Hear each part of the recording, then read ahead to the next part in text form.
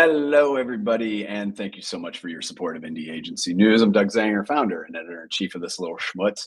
I'm a little quieter today than I normally am, and I'll tell you why. It's not like I was like out until 2 in the morning. I just don't do that anyway. I'm here in Los Angeles, and we had a nice little get together with some of our LA members and some of our friends, and met some great new people here at the Hotel June over in West LA, and what a great time last night. So thank you to all the folks that showed up, and it was great meeting some new folks as well. And we were scheming a little bit. We were scheming a little bit about what we're going to do here in Southern California, and also just discussion about what else we're going to be doing around the country and around the world in 2025. And we are coming up to the end of the year, and officially this thing started about 1.5 years ago. Effectively, it started 1 year ago. So really in January is when we really started figuring out what this platform and what this community is going to mean for our members, but also what it's going to mean for the community, including marketers. So our brief is very simple: build a global home for independent agencies. Our mission is to serve indies and the brilliant people behind them. Our goal is more visibility for indies and more choice for marketers. And so we're very, very grateful for all of that. And so if you take a look here, these are our members. So this time last year we had 10, one of the agencies joining us here shortly. So deep gratitude for the first 10. I think they all got, I don't think I sent a members only jacket and hat to Cornett, but you can see the list here. You got the NASCAR thing, our beautiful NASCAR thing, which is really fun, but also there have been requests of, hey, it would be nice to know where all of our people are. So I figured out how to use the anchor function on the website and building this. So you can go through in the United States, you can see all the markets that we're in. Boulder and Denver, there's 13. If you combine those two markets, Los Angeles 21, New York 28, and then it's wonderful to see. So again, this time last year we had 10. Now we're up to 177. One of which, look at this beautiful agency right there. There we go. That's Cornett. Christy, thank you so much for being one of the first members. I appreciate the support very, very much. Doug, I appreciate you and what you're doing. I was thinking the other day, there's been a lot of talk about indies kind of being the darlings of the industry right now, having big moment. And I was wondering, is it because Doug Zanger started Indie Agency News and has been really promoting all of us? But I say that kind of kidding, but also right. I think there's some serious,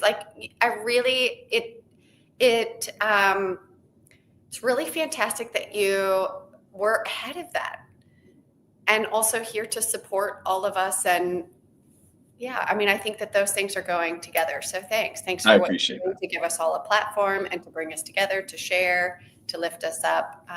It really is meaningful to us. So thanks. I appreciate that very, very much. Yeah. And this is, I said this before, the industry at large has given me a lot over the years, but in particular indies and being at indie radio stations and being involved with indie agencies.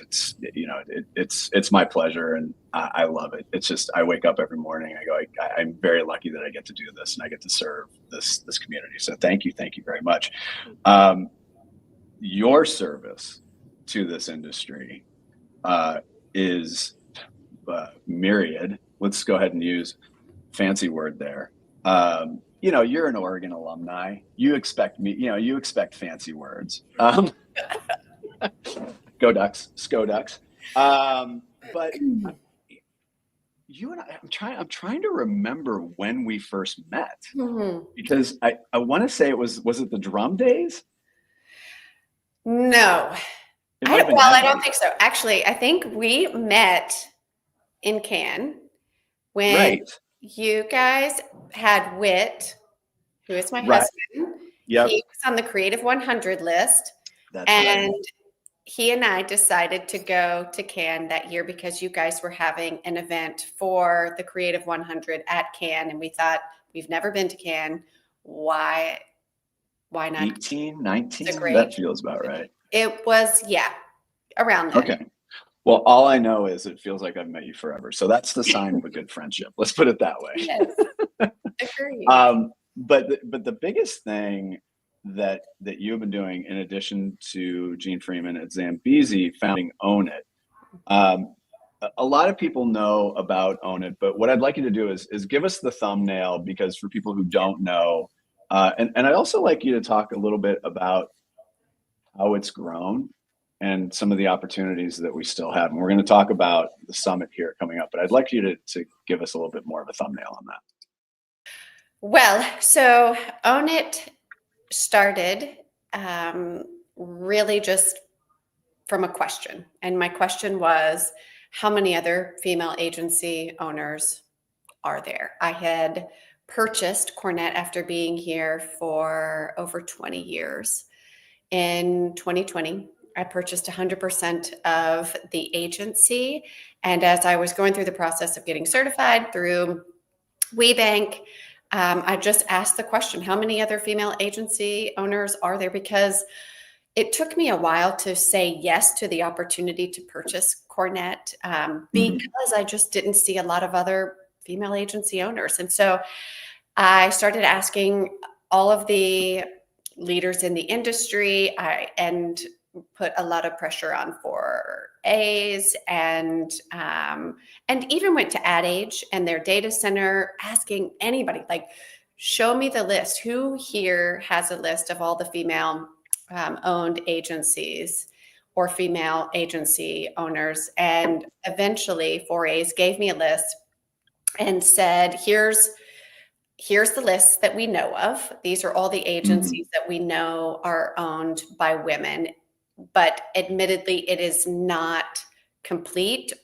or maybe even accurate, because we're not really actively tracking this information. And so I saw the list, and it had 200 agencies on it. And I knew, because I was going through that process, according to NAICS, there are 20,000 agencies registered as an advertising agency, 20,000 agencies in North America.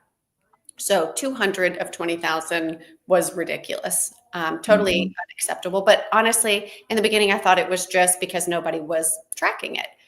And so I've got a great web team, thought, easy, we'll just build a site that women just raise their hand. If you're a female agency owner, just say that you are. I can do some quick LinkedIn and prove it out.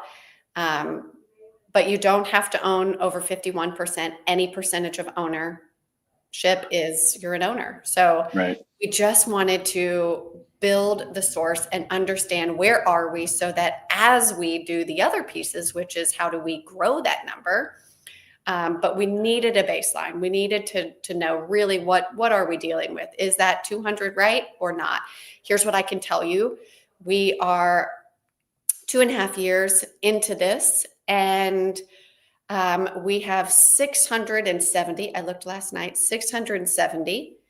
Nice. On our list. It's definitely better than 200, but it's still not enough. The great news is we are seeing, and I am hearing from women all over this business, at least weekly, that they're thinking of going out on their own and starting an agency or buying an agency. So that number is growing. We're seeing progress, but Own It exists to grow the number, to track and grow that number of female agency owners, and to help them more confidently step into the position of ownership and be tremendously successful. I love that. And that is good. I mean, growth is growth. Let's be honest. What do you think it's going to take to tip it? And there's where I'm going with this is a couple of thoughts. Number one, and you and I have talked about this, and I've talked about this with a lot of other people, is that this cycle of new independents that are starting up are being started by more senior people. So it appears, and this is just observational, I'm not going to say that there's any hard data around it, but what we're seeing, what we're hearing, if it looks like a duck, then it is a duck. I didn't mean that because you went to Oregon, but maybe I did. But it feels as though the last cycle of a lot of indies popping up, it was a lot of junior and mid-level people that were at other agencies or holding companies. This time around, you're starting to see more senior people, and in some cases, very senior people being laid off, choosing to leave. My contention on this is that there will be more durability with independent agencies moving forward, because if you have somebody who's senior, will there be M&A? Sure, as long as Martin Sorrell's still around, there's always going to be M&A, and I mean that with all of the love in my heart, Sir Martin, and he knows that. But at the same time, I also believe that a new foundation is being built where independence will have more durability over time. Now, with that in mind, I don't think there's a question in there. There might be, but well, maybe there is a question. So knowing that there's more durability, where do you see some of the biggest opportunities for women? And we've also talked about LGBTQIA+, we've talked about non-binary, we talked about, all of that. Where do you sense the biggest opportunities lie, knowing that, this could very well be a new era in the agency world? Oh, I think we're seeing it. I mean, there are a lot of examples of women who are leaving bigger agencies and starting their own, seeing tremendous success quickly. Out of the gate. To see, for these numbers to grow, women need to see that that's possible, right? They have to have the example. We do believe firmly that it is so much easier to be her if you can see her. So part of what we're doing is tracking, but the other piece is giving a platform for sharing those stories. We want other women in this business to see women being successful in this role. So part of it, yes, we want to grow the number, but we also want to grow the share of voice that we have within this industry. So I want to see more of these female agency owners on awards lists. And we're seeing that. I mean, last year I went through all of the small agency award winners and all of the A-list. And you and I started going through the Cannes winners. Cannes did not fare as well in terms of percentage. But I mean, last year, I think it was 21 of the small ad age small agency winners were female-owned agencies. That's fantastic.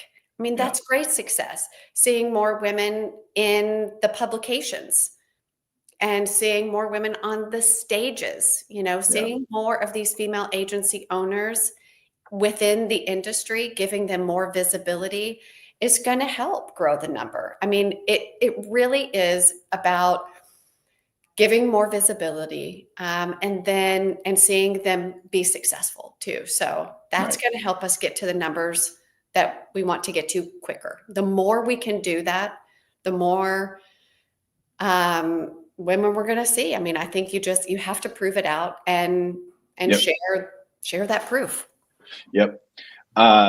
So we call that a professional broadcast segue to, yes, numbers going up are great, but then the other question is value, growing the value. Because yes, you might have started an agency, but you have to understand your inherent value, and people should pay for that. Okay.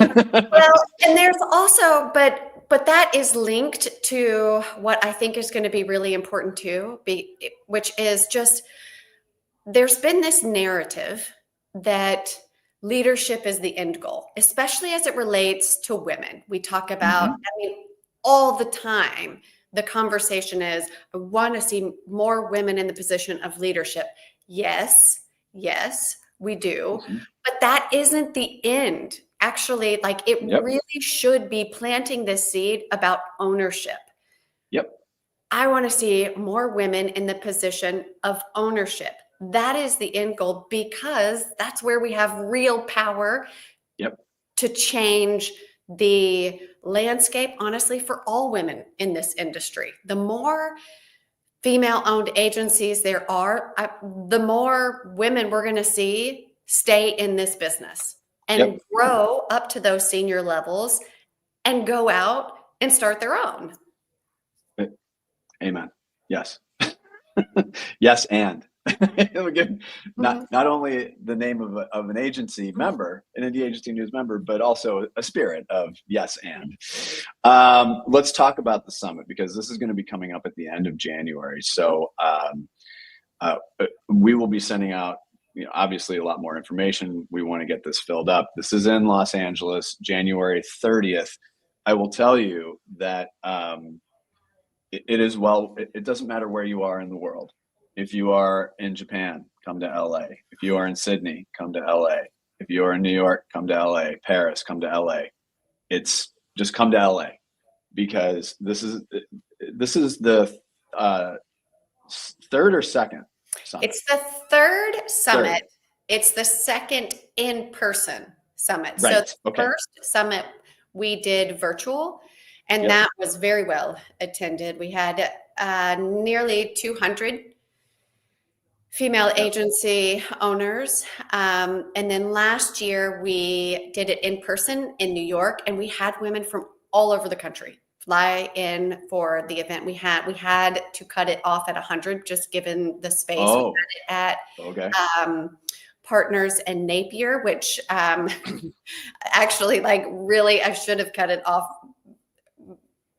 earlier than I did. But that's okay. We shoved everybody. I mean, it was really magical. This community truly is special because you hear all the time, and I think my conversation with Carol Williams, I will always remember when she said, the higher the mountain you climb, the fewer the people up there. And, I'm so grateful for Own It because that has not been true for me because of Own It. I feel so supported. I feel like any challenge that is going to come my way, I'm going to have people that I can go to. And that is the truth, no matter where you are in your journey for an owner or in ownership. If you're just starting, there are people that would love to help you. If you are growing, if you're scaling, if you're ready to sell and, go enjoy something else or more of your life outside of work, there are people at every stage that have been there and can help you and will walk alongside of you. And so the three pieces of Own It, one is the tracking, the other is sharing stories, and then the third is the summit. And we'll do it every year. And it really is fantastic because this community really does celebrate one another, cheer for one another. We know that there is plenty of business out there for all of us. So it does not feel competitive. It really does feel like a group that wants to see each other be successful as we can. We share, whatever knowledge and experience we can. I love it. And we'll go through this a little bit. Check in at 11:30. We'll actually be there running a radio station. We'll have more on that. And we're also going to hang out. But these partner panels, we've got really tremendous. First one is on talent and staffing. Christine, who I've known for quite a little while. Oh my God. We got Haley Hunter, who is hilarious. Partyland. So we've got that as the first panel. And then this one's really important, legal and accounting. And I say this to a lot of people, and quite candidly, these are things that, I struggle with building a business, is the legal and accounting. Not struggle is not the right word. I'm still learning pieces of it so that I can be more effective and efficient. So that's really, really important. Of course, Francis Webster, owner and CEO of Walrus. By the way, do you get their t-shirt, their holiday t-shirt? Yes. Yes. Did you get yours yet? No. Okay, I got to make sure that they have my address. Did I tell you so my favorite one is the Clamato one. Remember the one with the walrus on it? Yes. The Clamato brand walrus. My daughter stole that. It's not mine anymore. That's hers. Yeah. Well, we did some sweatshirts last year for Cornett that said, I don't know if you remember it. It said, let's circle back after the holidays. I do remember it. Yeah.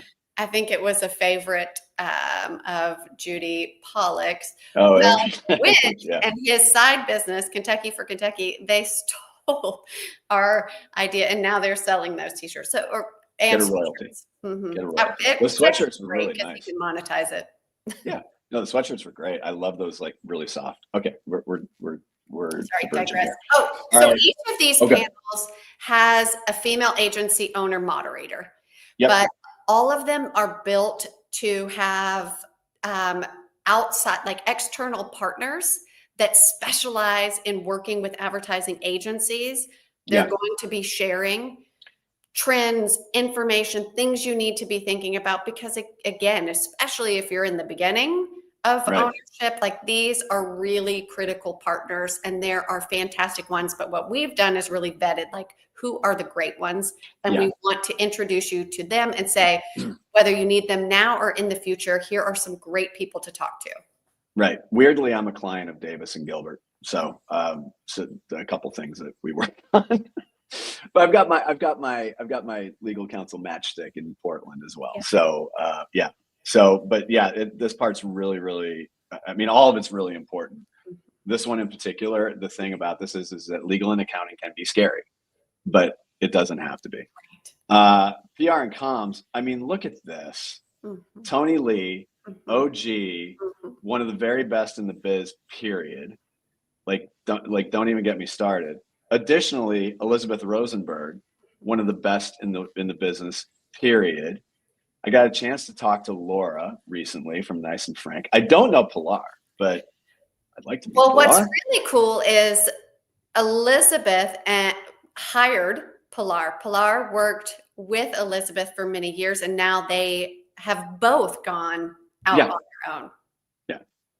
No, and Elizabeth and Tony are just wonderful friends. And yeah, it's the PR and comms part of it. And the thing that we talk about too here is PR and comms, and adding it a little bit further, visibility, right? And so the visibility piece, PR and comms, a very, very important and foundational point of it. And there's other things around it now, because 10 years ago, Christy, we were doing things differently. And now in terms of visibility, it can be, there's almost too much. But then the good news is that you can find a place where you vibe really well. Mischief's a good example of that. They do great on TikTok, and that's not for every agency, right? But that helps raise visibility. But you will find something that will help raise your visibility. So Laura's fantastic. Got a chance to chat with them. Business development and pitching. Joanne Davis, president of Joanne Davis Consulting. It's Mary Lou from Flower Shop. I love that they have a storefront. That was fun. I swung by and surprised them one day. Robin Bowler, Mercer Island Group from Seattle, our friend there. And Joanne Davis, I think we've met. And Alex Gardner, we've met. But this is, talk a little bit about this one, because this is going to be an extended one, because new business is always a topic that, people really want to hear as much as possible. Especially this group, as we think about growing. So a couple of things. One, there's the information piece, but the other piece is just growing your network also. Making sure that all of these female agency owners know these people and they can build relationships with them. So that's part of the in-person magic too. Getting to know these search consultants, these people that specialize in each part of our business. I love that. And then we've got Joe McKinney, former CEO at Burns Group, started Board of Innovation. Burns Group actually acquired by Tombras. I love Joe's point of view on everything. Talk a little bit about what she's going to talk about. Oh, she's so sharp. Okay. Oh. Yes, so she is going to be sharing some of the work that she is doing at Board of Innovation, and specific to what AI, she's going to kind of cast a vision for what AI can do for us over the next 10 years. Yeah. Wow. Love that. And I have to say, live into that. I love it. And I have to say, I'm deeply loyal to Joe because she was the first one to subscribe. She was the first one to become a member. I was sitting at my computer, and this was early days of me just trying to get this thing started. And she became a member, and I was like, what? So it was a new experience. It was a new experience seeing something. Me. Yeah, she's so she knows what's going on. She's the right things to be involved in. Exactly. We have a great keynote on women's sports. Anything you can share on that one? No, because I'm currently looking for my backup. The plan for that has kind of fallen through. I got some people in Portland. We did a women's sports summit in Portland. Okay, well, I got you. Yeah, great. We'll talk. That would be great. Yeah, amazing. Because what I really want to do is kind of dissect, to your point earlier about like, how do we reach the tipping point? I want to dissect how women's sports, what were those things that that industry did to reach the tipping point? And then what can we learn and apply from that? So. I got, Missy Capone up in, we'll talk Great. For sure. Yeah, I got you. And then we've got Lori Murphy, who I first met at Age Small Agency. Talk a little bit about about what she's going to be talking about. Okay, so Lori, she, most people would probably recognize her from being a part of the Barkley OKRP deal went down this year. So Lori's a big champion of female-owned agencies wanting to see us be really successful, but she is going to dive deeper into how this industry evaluates our businesses so that we can make sure we're setting them up from the beginning to be as strong as possible, or what adjustments we may need to make in order to be building the most valuable agencies. Yep, love that. And then we go down to Ashley Walters. Oh my God, where do I even begin with her?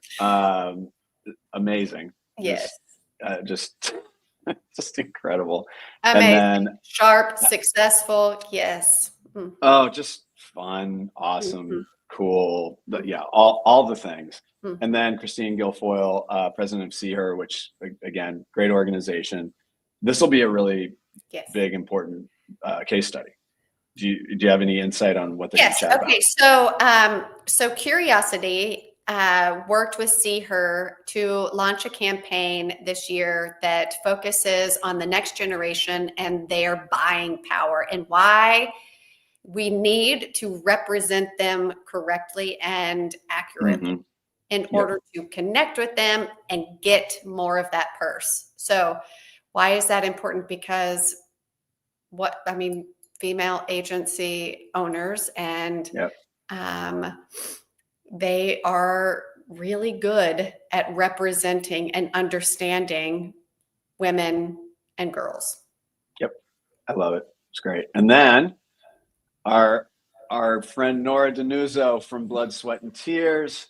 She's been a huge champion of us. And then Mogsy, who I saw last night. He and I are working on some indie agency news stuff together. He's been an absolutely wonderful partner to work with on a lot of things. And then we've got Growing the Value panel. And then, Yes. And then Asmir is going to moderate. Yeah, Asmir is, So that one. And so some of that is, there's the new business and pitching panel, which is going to be separate from this. This is going to look more at just growth in total.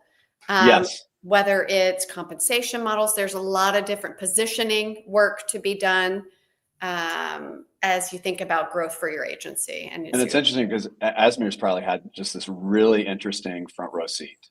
Yes. I mean, just fascinating, that agency. Mm-hmm. And then Yadira was with us last night in Los Angeles. Awesome. So it was so great seeing her last night. She and Shannon Jones, founders of Verb, growing a valuable agency case study, and then Carrie Kirpin of Likeable. Tell us a little bit about this one. Yes. Okay. So, I mean, Shannon and Yadira are seeing tremendous success. So would love to just have them share their road to success. And Carrie Kirpin, she was a founder of an agency, but she also just started the Whisper Group, which helps more founders exit successfully. And so she is going to be leading that conversation with Yadira and Shannon. It's going to be great. I mean, I think a lot of people are so interested to hear from them and about their success and how they built it. Yeah, no, I love that. All right, like I said, more to come on this. Do we want to talk about the Oregon Ducks a little bit? Before we talk about the Oregon Ducks, I want to recognize that Doug bought 10 tickets to the summit. And what we would like to do is offer those tickets to women within this industry that are not yet owners, but would love to learn about ownership.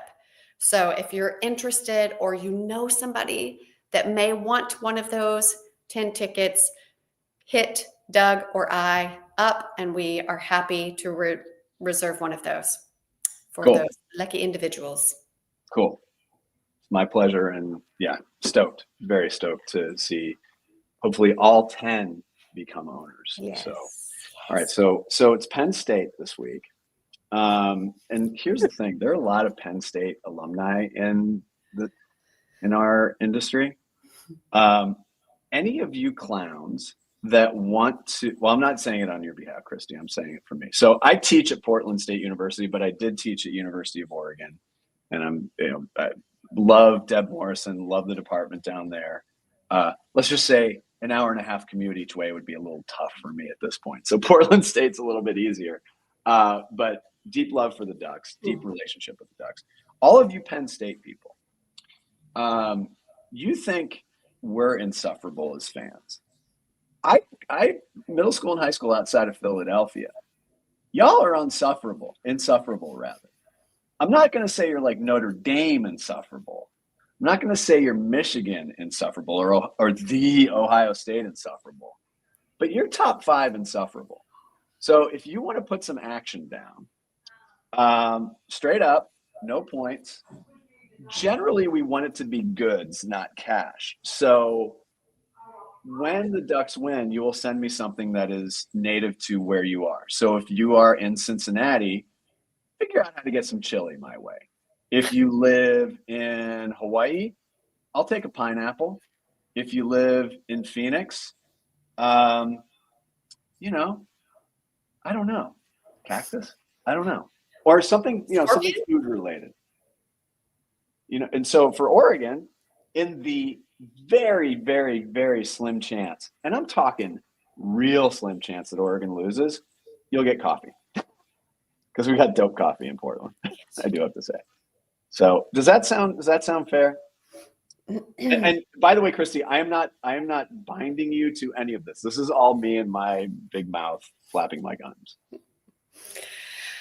I mean, the only thing I would say is arguably better than Oregon coffee, although Oregon coffee is very good. Also, edibles. Craft beer is really good, but edible, I would say Yum Sauce, Cafe Yum Sauce. I mean, I still make it. Okay. Here. Yeah, that's the thing. I give it it's just always something that I serve large groups. Whenever I'm hosting large groups, I always have Yum Bowls. And that's okay. Cafe Yum is a really great brand out in our neck of the woods, and it's fantastic. And I did put a plural on that. So I said edibles. I don't think I can mail those. I can figure out some way to get them to you. Definitely. I mean, if you live in Pennsylvania and you know, again, the very, very slimmest chance that Oregon loses, I guess I'm going to have to drive to Pennsylvania to get your edibles, but that's going across state lines anyway. Christy, always a great pleasure. Again, thank you so much for your support. Same to you. And again, like I said, we're going to be sharing more information about the summit, and yeah, we're just going to keep on keeping on. So thank you so much for being part of this, and just keep us updated, and we'll keep feeding everybody updates as well. So thank you for joining us. I'm going to put you backstage for a second so I can say goodbye to everybody. It's not a Zoom call. We're going to be professional broadcasters here. So wave goodbye to everybody, Christy. All right, everyone. Thank you so much for joining us. We got more stuff coming up in the next month. We are ending the year, so we would love for you to join. A couple of things that we'll be sharing in the coming weeks related to membership and some membership opportunities. Again, can't thank all of our members enough for joining us. And if you'd like to learn more, go to indieagency.news/join. On behalf of everybody at Indie Agency News, I'm Doug Zanger. See you next time, everyone.